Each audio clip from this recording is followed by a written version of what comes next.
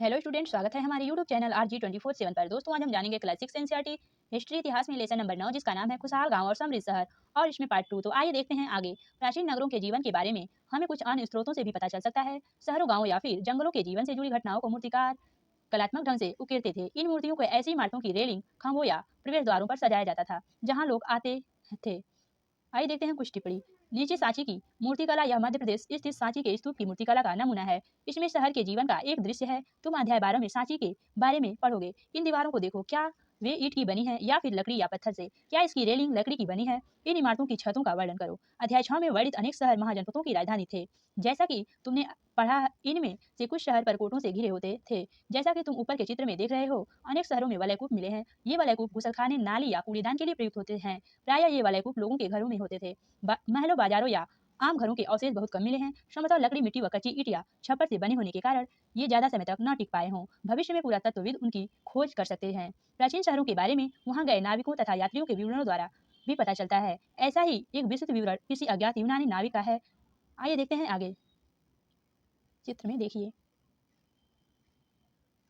बेरीगाजा की कहानी। बेरीगाजा की सकरी खाड़ी में समुद्र से आने वालों के लिए नाव चला पाना बहुत मुश्किल होता है। राजा के द्वारा नियुक्ति कुशल और अनुभवी स्थानीय मछुआरे ही यहाँ जहाज ला सकते थे। बेरीगाजा में शराब, तांबा, टीन, सीसा, मूंगा, पुखराज, कपड़े, सोने और चांदी के सिक्के का आयात होता था। हिमालय की जड़ी बूटियां, हाथी दांत, गोमदेव, कर्नियल, सूती कपड़ा, रेशम तथा इत्र यहाँ से निर्यात किए जाते थे।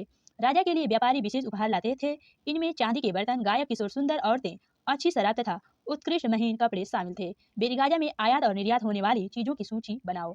दो ऐसी चीजें बताओ जिनका उपयोग हड़प्पा युग में नहीं होता था। आइए देखते हैं आगे। पटना पर वह गया, उन सभी के बारे में उसने लिखा। मानचित्र 7, पृष्ठ संख्या 113 में भरूच ढूंढो। अब उसके द्वारा किए गए वर्णन को पढ़ो। आइए देखते हैं आगे। सिक्के। पृष्ठ 90 पर दी गई कहानी में तुमने देखा कि किस तरह सिक्कों के आधार पर संपत्ति का मूल्यांकन किया गया। पुरातत्वविद को इस युग के हजारों सिक्के मिले हैं। सबसे पुराने आहत के सिक्के थे जो करीब 500 साल चले। इसका चित्र नीचे दिया गया है। चांदी या सोने के सिक्कों पर विभिन्न आकृतियों को आहत कर बनाए जाने के कारण इन्हें आहत का सिक्का कहा जाता था। चित्र में देखिए। आइए देखते हैं कुछ टिप्पणी। आहत के सिक्के। आहत के सिक्के सामान्यतः आयताकार और कभी कभी वर्गाकार या गोल होते थे। ये या तो धातु की चादर को काटकर या धातु के चपटे गोलकाओं से बनाए जाते थे। इन सिक्कों पर कुछ लिखा हुआ नहीं था, बल्कि इन पर कुछ चिन्ह ठप्पे से बनाए जाते थे, इसलिए ये हाथ के सिक्के कहलाए। ये सिक्के उपमहाद्वीप के लगभग अधिकांश हिस्सों में पाए जाते थे और ईसा की आरंभिक सदियों तक प्रचलन में रहे। आइए देखते हैं विनिमय के अन्य साधन। संगम साहित्य की इस छोटी सी कविताओं को पढ़ो। खेतों के सफेद धान गाड़ियों पर लादे जा रहे हैं। नमक के लिए लंबे लंबे रास्ते। चांदी सी सफेद रेत पर परिवार को समेटे, कहीं पीछे न छूट जाए। शहरों से नमक के सौदागरों के यूं चले जाने से सिर्फ सन्नाटा रह जाता है। समुद्र के किनारे नमक का बहुत ज्यादा उत्पादन होता था। व्यापारी किस चीज से इसका विनिमय करते हैं, वे किस तरह यात्रा कर रहे हैं। आइए देखते हैं आगे। नगर अनेक गतिविधियों के केंद्र।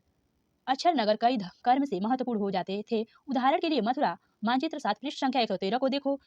यह 2500 साल से भी ज्यादा समय से महत्वपूर्ण नगर रहा है, क्योंकि यातायात और व्यापार के दो मुख्य रास्तों पर स्थित था। इनमें से एक रास्ता उत्तर पश्चिम से पूरब की ओर, दूसरा दक्षिण की ओर जाने वाला था। शहरों के चारों ओर किलेबंदी थी। इसमें अनेक मंदिर थे। आसपास के किसान तथा पशुपालक शहर में रहने वालों के लिए भोजन जुटाते थे।